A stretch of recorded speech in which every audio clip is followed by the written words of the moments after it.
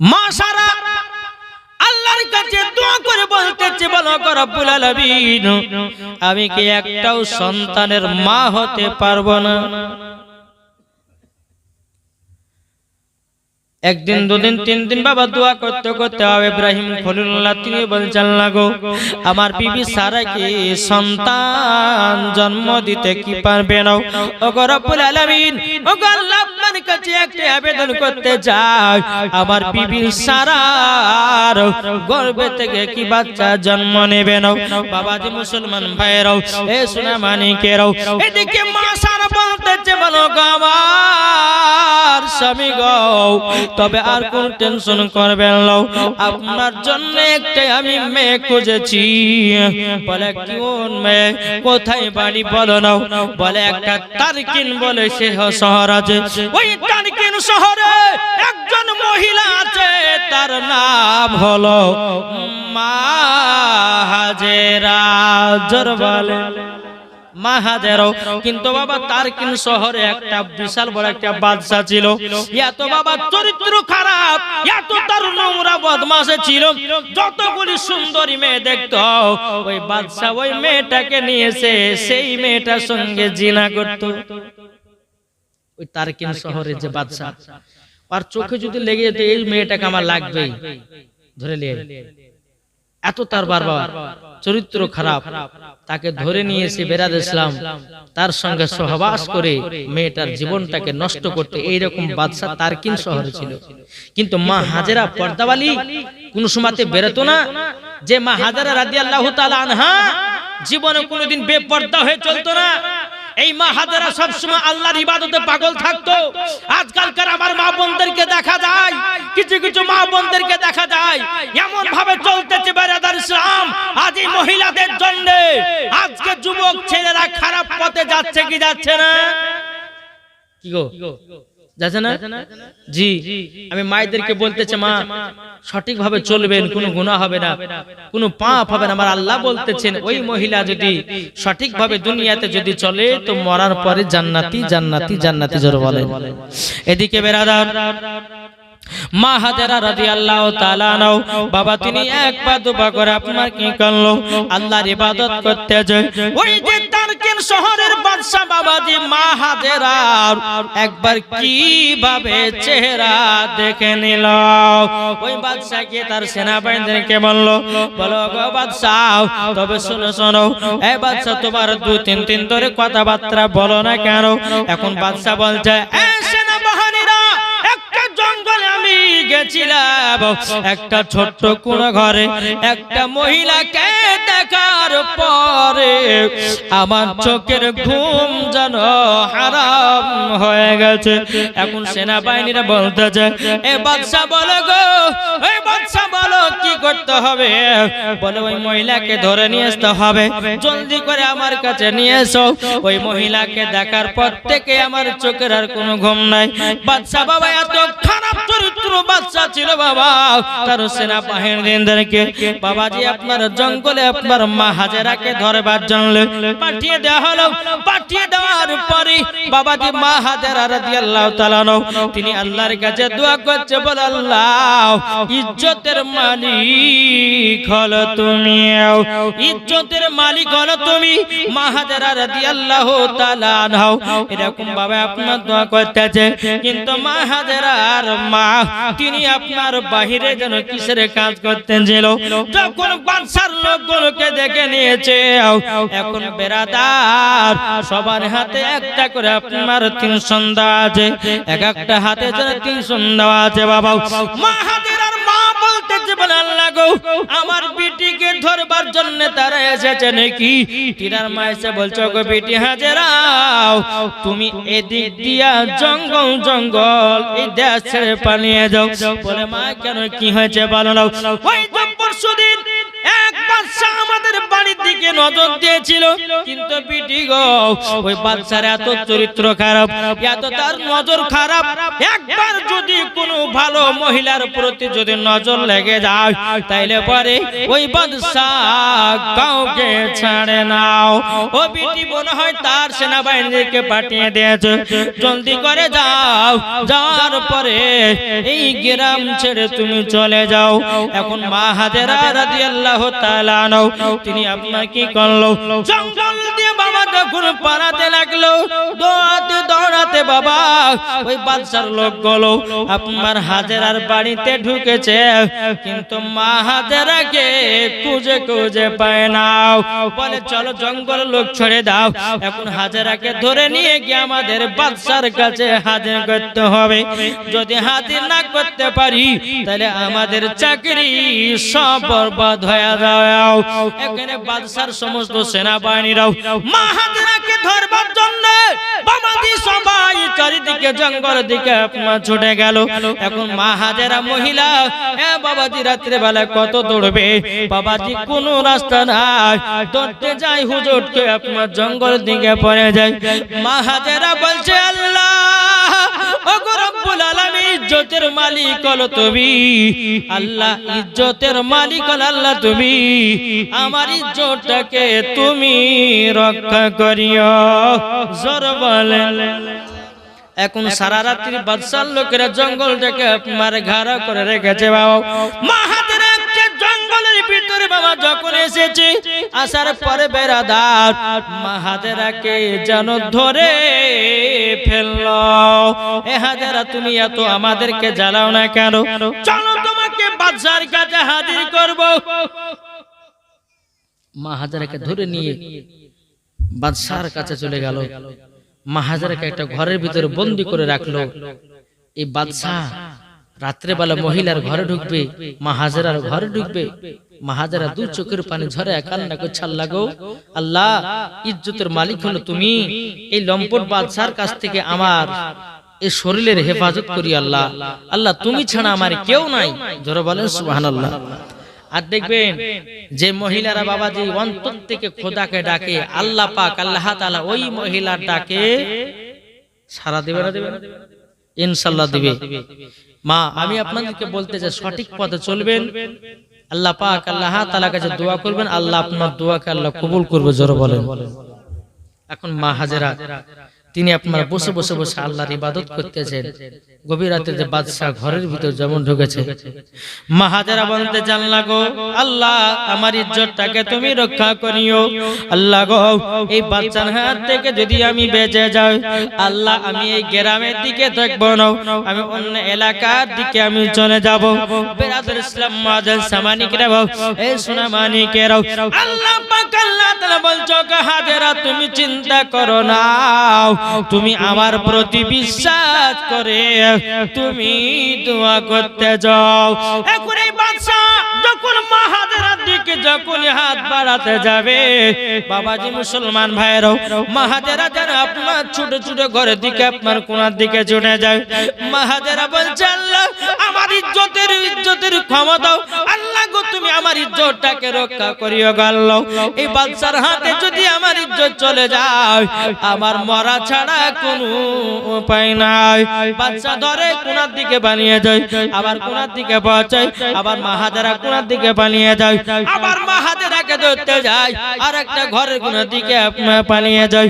এইরকম ভাবে নিয়ে বাবা যখন ছোড়াছুড়ি জোড়াজোড়ি করে, মা হাজেরা বলছে আল্লাহ তুমি আমাকে হেফাজত করো, আল্লাহ ওই বাদশাকে তুমি ধ্বংস করে দাও। এই বাদশা শুধু আমার ইজ্জতকে নষ্ট করবে না, আর হাজার হাজার কত সুন্দরী মেয়েদের জীবন নষ্ট করেছে, আল্লাহ তাকে তুমি ধ্বংস করে দাও। যেমন মা হাজেরার শরীরে হাত দিতে যাবে কি আল্লাহ পাক আল্লাহ তাআলা ওই বাদশার পায়ের তলার মাটি জানো বাবা ধসে তাকে জমিনে ঢুকায়া নিল। জোরে বলেন কি করলো? জমিন ফেড়ে হরাম করে মাটি বসিয়ে ওই বাদশাকে আপনার টেনে নেওয়া হলো। মা হাজেরা বলছে আল্লাহ গো তুমি হেফাজতকারী, আল্লাহ তুমি ইজ্জতের মালিক, আল্লাহ আল্লাহ গো আমি আর কাছ থেকে আপনি আপনাকে বাঁচিয়েছেন, আল্লাহ আপনার শুকরিয়া আদায় করি। জোরে বলো সুবহানাল্লাহ। মা হাজেরা ওখান থেকে বেরিয়ে এসে বাবা যে টুকটু টুকটু করে জঙ্গল জঙ্গল আপনার যেতে যেতে যেতে যেতে বাবা উঠে গেল কোথায়?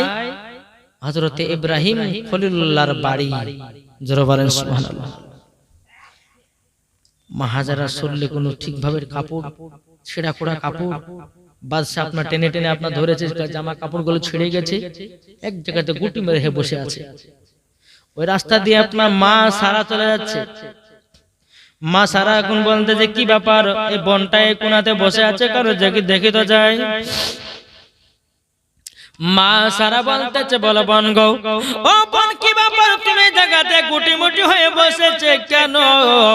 মা হাজেরা চোখের পানি ঝরাইয়া বলতেছে বলো গো বন, আমি এক বাদশার কাছ থেকে পালাইয়া এসেছি। ওই বাদশা আল্লাহ পাক আল্লাহ তাআলা ওই বাদশাকে দুনিয়ার পৃথিবী থেকে ধ্বংস করে দিয়েছে। আমি ভাবলাম যে এলাকায় থাকবো না, দৌড়াতে দৌড়াতে আমি যেন এলাকার ভিতরে চলে এসেছি।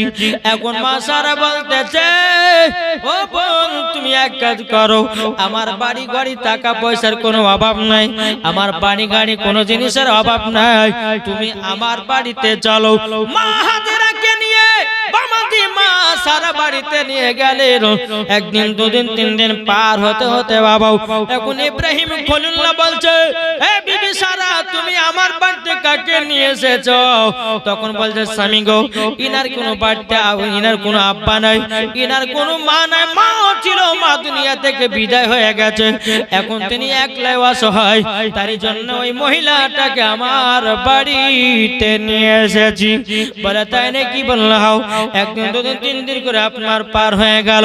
পার হয়ে যাওয়ার পরে মা হাজেরা মা সারা বলতে চান না গো, এখন যদি মা সারার সাথে যদি মা হাজেরার সাথে আমার স্বামীর বিয়েটা যদি দিয়ে দিই হয়তো সন্তানের মা হওয়া যাবে।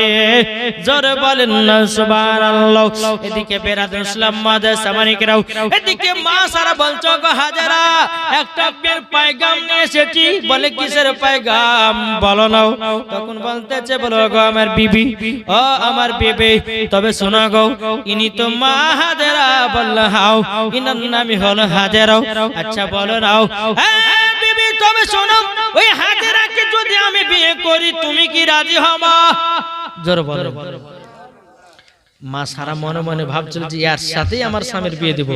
আর এদিকে ইব্রাহিম খলিলুল্লাহ বলছে যে বিবি আমি যদি হাজেরাকে যদি বিয়ে করি তুমি কি রাজি হবা?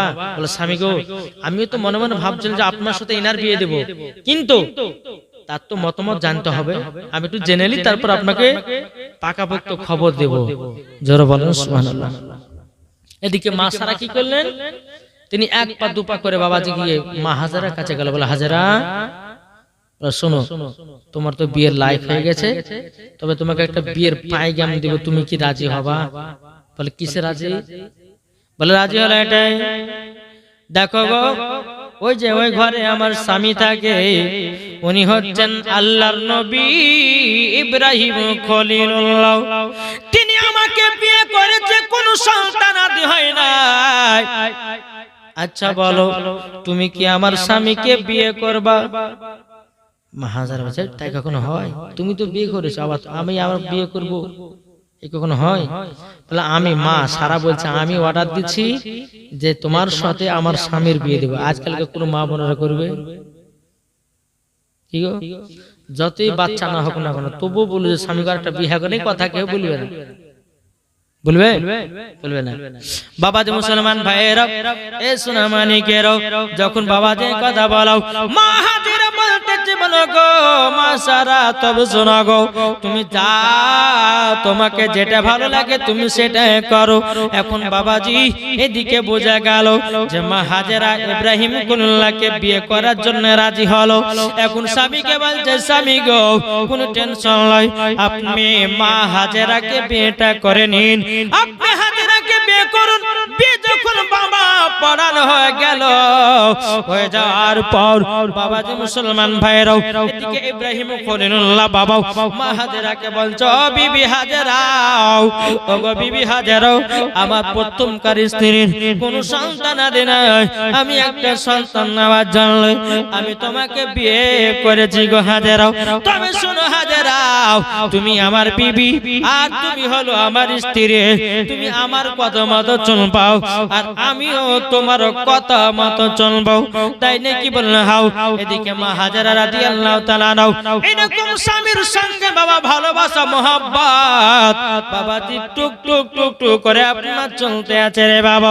চলতে চলতে মা হাজেরা রাদিয়াল্লাহু তাআলা নাও বাবাজি কিছুদিন পর পেটে জানো বাচ্চা আসলো, জোরে বলেন। কিছুদিন পর মা হাজেরা গর্ভে বাচ্চা, কত আনন্দ, কত ফুর্তি। ইব্রাহিম খলিলুল্লাহ বলতেছে, আল্লাহ আমি সন্তান বাবা হব, কত আনন্দ। দেখবেন কোন মার যখন সন্তান নাই বা কোন ভাইয়ের যখন সন্তান আদি হয় না, তো কত যে কষ্ট হয় রে বাপ, সে ছাড়া কেউ আর জানে না, নাকি বলছেন? জি, বহুত দিন পর 40 বছর পরে একটা সন্তান মুখ দিতে, অথচ অন্য বিবির গর্ভে থেকে। মা হাজেরা বলতেছে, আল্লাহ আল্লাহ গো, আমার স্বামীর মুখে একটু হাসিটা ফুটেছে, এই সন্তানের জন্য মুখটা এত ভারী হয়েছিল, এখন দ্বিতীয় নম্বর স্ত্রী গর্ভেতে বাচ্চার গর্ভ এসেছে। দুনিয়া থেকে বাবা দিনের পর দিন যায়, রাতের পর রাত আসে, মা হাজেরার সেবাও করে।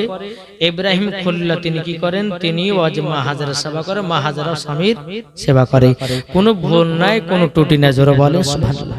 এইরকম ভাবে বাবা দিন যাই রাত আসে, বেরাদার ইসলাম মুআজ্জাজ সামানিকেরা বাবা, এখন মা হাজেরার গর্ভে থেকে বাবাজি পুত্র সন্তান জন্ম নিল, তিনার নাম হলো হযরত ইসমাঈল, জোরে বলেন না সুবহানাল্লাহ। এত দেখতে সুন্দর, এত দেখতে সুন্দর ইব্রাহিম খলিলুল্লাহ, জানো বাবাজি ইব্রাহিম খলিলুল্লাহ ইসমাইলকে নিয়ে এত আদর সহগ করে, এত আদর সহগ করে। বেরাদার ইসলাম মুআজ্জাজ সামানিকেরা মা সারা বলছে, বলে আল্লাহ আমার স্বামী এত সন্তান লালিত ছিল, আল্লাহ গো আমার সন্তান হবার পরে, মা হাজেরার গর্ভে থেকে বাচ্চাটা হওয়ার পরে আমার স্বামীর মুখের হাসিটা দেখতে পেলাম, জোরে বলেন না সুবহানাল্লাহ। এই বাবাজি মুসলমান ভাইরাও এরকম ভাবে আপনার দিন জারাত আছে বাবাজি মুসলমান, আমার আল্লাহ পাক আল্লাহ তাআলা বলছে, বলো গো আমার ফারিস্তারা দেখো আমার ইব্রাহিম খলিলুল্লাহ এত তিনি আনন্দ করে। ইব্রাহিম খলিলুল্লাহ বলতেছে, ও বিবি হাজেরা গো, তবে শুনে রাখো তোমাকে একটা কথা আমি বলে দিই, ওগো আমার বিবি হাজেরা, তুমি আমার জীবন সঙ্গিনী, জোরে বলেন না সুবহানাল্লাহ। এইরকম ভাবে দিন যায় রাত আসে। এদিকে বেরাদার ইসলাম মুআজ্জাজ সামানিকেরা আমার আল্লাহ পাক আল্লাহ তাআলা বলতেছে, ও আমার ফারিস্তারা দেখো ইব্রাহিম খলিলুল্লাহ কত আনন্দ। আল্লাহ পাকের ফারিস্তারা বলছো, গো আল্লাহ, গো আল্লাহ ইব্রাহিম খলিলুল্লাহ নিজের সন্তানকে পেয়ে আপনার ইবাদত করা মনে হয় বলে গেছে। আমার আল্লাহ বলছে, ফারিস্তা না না না, আমার কখনো ইব্রাহিম খলিলুল্লাহ আমার ইবাদত ভুলে যেতে পারে না। এই বাবা কিতাবের মধ্যে পাওয়া যায় 200 বছর ধরে আল্লাহ পাক আল্লাহ তাআলা শুধু ইব্রাহিম খলিলুল্লাহকে বাবা শুধু পরীক্ষায় দিতে হয়েছে। কত বছর? 200 বছর ধরে শুধু পরীক্ষা। জি, আর আমাদেরকে যদি একটা যদি পরীক্ষা করে, আল্লাহ যদি আমাদেরকে একটা পরীক্ষা করে, তার দ্বিতীয় পারবে আর যাবো না নামাজ পড়তে, বলবে না? জি, পরীক্ষা আল্লাহর বহুত রকমের হয়। অনেক মানুষ বলে যে হুজুর আমি নামাজ পড়ছি, আমি কোরআন পড়ছি, আমার বাড়িতে অসুখ, আমার বাড়িতে বিমার, আমার বাড়িতে সব, বলে না? আল্লাহকে দেখতে পেয়েছে না? হ্যাঁ হুজুর, ওরা নামাজ পড়ছে না, আমি নামাজ পড়ছি, ওরা 3 তলা বাড়ি করছে, আমি ফুকরে করে হয়ে থেকে গেলে, আরে পাগলা, ওইটাই তো আল্লাহর পরীক্ষা, কি ঠিক না? দুনিয়াতে যে রাজ করবে সে কখনো মরার পর রাজ করতে পারবে না। আর দুনিয়াতে যে কষ্টটা থাকবে মরার পরে সে রাজ করবে। জোর হবে না সুবহানাল্লাহ। আল্লাহ বলতেছে আমি গরিবকে বড়লোক বানাতে পারি আর বড়লোককে গরিব বানাতে পারি। আমার আল্লাহর ক্ষমতা আছে না নাই? একটু জোরে বলেন ইনশাআল্লাহ আল্লাহর ক্ষমতা। আজ আল্লাহর সঙ্গে যদি কেউ পাল্লা দেয় দুনিয়াতে টিকতে পারবে? জি পারবে না। আজ আপনি দেখেন বাদশা নমরুদ আল্লাহর সঙ্গে পাঙ্গা দিয়েছে, ধ্বংস হয়ে গেল। বাদশা ফেরাউন আল্লাহর সঙ্গে পাঙ্গা দিল, ধ্বংস হয়ে গেল। আপনার কিনা নবীর জামানাতে আবু জাহেল আল্লাহর সঙ্গে পাল্লা দিল, ধ্বংস হয়ে গেল। এই তো মোদি চাচা, হ্যাঁ গো, এ তো মোদি চাচা, এ তো অমিত শাহ গু খেকে যায় তারা, কি ঠিক না? জি यारा बोलছে এক কানা বলছে বলছে মুসলমান কি বলছে এই ভারতবর্ষকে হিন্দু রাষ্ট্র বানাएंगे। কানা নিজে চোখে দেখতে পায় না, আবার ও বলছে যে হিন্দুস্তান বানাएंगे। ওরে বাবা রে, বিশাল ব্যাপার। আরে তোর মতন কত হাজার কুকুর গেড়ে আসলো গেল, আজ পর্যন্ত কেউ ইসলাম মিটাতে পেরেছে? একটু জোরে বলেন কেউ পেরেছে? এই আপনাদের জোর নাই মুখে, ইসলামের জন্য হাত উঠবে না? বলেন ইসলাম ধর্মে কারোর ক্ষমতা আছে ধ্বংস করার? একটা হাত তুলে দেখান। কেউ ধ্বংস করতে পারবে না। কাল কিয়ামত পর্যন্ত ইসলাম ধর্মে আছে, থাকবে। এটাই হচ্ছে মুসলমানদের পরিচয়। কাল কিয়ামতের ময়দানে এই মুসলমানেরা জয় হবে। জোরে বলেন না কি বলছে? না হলে পরে কানা দেখতে মানে বলছে হিন্দু, বলছে মুসলমানকে যে ভারতকে যে হিন্দু রাষ্ট্র বানায়। ওরে বাবা রে, আর বাপের মনে হচ্ছে দেশ। আর এই দেশ হচ্ছে খাজা মঈনুদ্দিনের, কি গো ঠিক কিনা বলে? হ্যাঁ, ইয়ারা বলতেছে বলছে আমাদের দেশ আমরা সব হিন্দু বানাবো, মুসলমানকে বাড়িয়ে বলছে পাঠাবো হেয়াতে। হ্যাঁ, এই বাংলাদেশে হ্যাঁ বাবাজি মুসলমান আমার খাজা গরিবে নামাজ যদি ভারতবর্ষতে না আসতেন বাবাজি মুসলমান, তারা আমরা সকলেই বেঈমান হয়ে দুনিয়া থেকে মারা যেতাম। কি ঠিক না? জি বেরাদর ইসলাম মুআজ্জাজ সামানী কিরাম, তা আপনাদেরকে বলতে চাই এটাই বিশ্বাস রাখেন। ওই আব্রাহা বাদশা কাবা ঘরকে ধ্বংস করার জন্য গেছিল। এই ঘটনা শুনেছেন না শুনেননি? শুনেছেন না?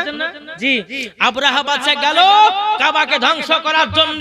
আবাবিল পাখি, মুখে একটা করে পাথর, পায়ে দুটো করে পাথর, সরষের দানার মতন দেখতে পাথর, একটা করে পাথর ফলে সমস্ত সেনাবাহিনী ধ্বংস হয়ে যায়। বাবাজি মুসলমান, আমাদের কাবা ঘর আজও পর্যন্ত আছে, কাল কিয়ামত পর্যন্ত থাকবে। জোরে বলেন আমার আল্লাহ। কাল আমি বলেছি তিনটা জিনিসের হেফাজতকারী কে, এটা জোরে বলেন না আমার আল্লাহ। তাহলে আমার আল্লাহ যদি তিনটা হেফাজতকারী হয়, এই তিনটার প্রতি যে লাগতে যাবে বাবা সে ধ্বংস হবে। দেখেন একটা ওই তুর্কিস্তানের একজন বাদশা, মানে আপনার ওই বাদশা ও বলছে যে আজ প্রমাণ করব যে কোন কিতাবটা সত্য। রামায়ণ এসেছে, কুলকি কোরআন, তারপরে মহাভারত, তারপরে বাবা যে রামায়ণ, বেদ, সব কিতাবগুলো গেলেছে। আমাদের কোরআন এসেছে। এখন এক জায়গাতে আগুন জ্বালিয়েছে, হ্যাঁ আগুন জ্বালিয়েছে, বেদের পাতা ছিল, আগুন দিল বাবা পড়ে গেল। কুলকি কোরআনে পাতা ছিল, আগুন দিল বাবা পড়ে গেল। বাবাজি রামায়ণের পাতা ছিল, আগুন দিল পড়ে গেল। বাবাজি মুসলমান ভাইয়েরা সোনা মানিকেরাও, তাদের যতগুলি কিতাব ছিল সমস্ত আপনার কিতাবের পাতা করে দিল, সব পড়ে গেল। এখন আমাদের পবিত্র কোরআন যেমন পাতা ছিঁড়ে আগুনে দিতে যাবে, কি সঙ্গে সঙ্গে ওই বাদশার গায়ে আগুন ধরে গেল। মানুষ বুঝলো না রে, ইসলাম ধর্ম হলো সত্য, কোরআন হলো সত্য, এই মুসলমানদের সঙ্গে লাগা যাবে না। ও ভাই একটা চিন্তা করবেন, কারবালার ময়দানে ইমামে হোসেন একা যুদ্ধ করেছে, আর ইবনে জিয়াদের লোক হলো 22,000 সৈন্য। আমার ইমামে হোসেন বলেছিল, আরে ইয়াজিদের লোকেরা শোন, আমার নানার কাছে যদি আমি আবেদন না করতাম, আমি ইমামে হোসেন একলাই 22,000 সৈন্যদেরকে কলা গাছের মতো পেড়ে ফেলতে। শুধু ইমামে হোসেন ইসলামকে জিন্দা করার জন্য, কারবালাকে জিন্দা করার জন্য, কোরআনকে জিন্দা করার জন্য, হাদিসকে জিন্দা করার জন্য বাবাজি তিনি কারবালাতে শহীদ হয়েছে। তাহলে বলুন এই ইসলাম আমাদের জিন্দা না জিন্দা না? এখনো পর্যন্ত আপনি প্রত্যেকদিন মুহররম মাসের 10 তারিখে বেরাছিলাম, আজ থেকে বেরা 6 থেকে 7 বছর আগে মুহররম মাসের 10 তারিখে আপনার ইউটিউবের মধ্যে সার্চ করে দেখবে ব্লাড ইন কাবা, ইউটিউবের মধ্যে সার্চ করে ব্লাড ইন কাবা বলে সার্চ করবেন। কাবা শরীফের পাশে বাবাজি তাজা তাজা রক্ত বাড়িয়েছিল, সে রক্তটা ছিল হযরত ইমাম হোসাইনের। জোরে বলেন জি। তাহলে বাবাজি মুসলমান, ইসলাম ধর্ম সত্য না মিথ্যা? আমি পবিত্র কোরআন থেকে বলেছিলাম ইন্না দীন ইনদাল্লাহিল ইসলাম, ইসলাম ধর্ম আল্লাহর কাছে পছন্দনীয় ধর্ম, এর পরে কোনো ধর্ম নাই।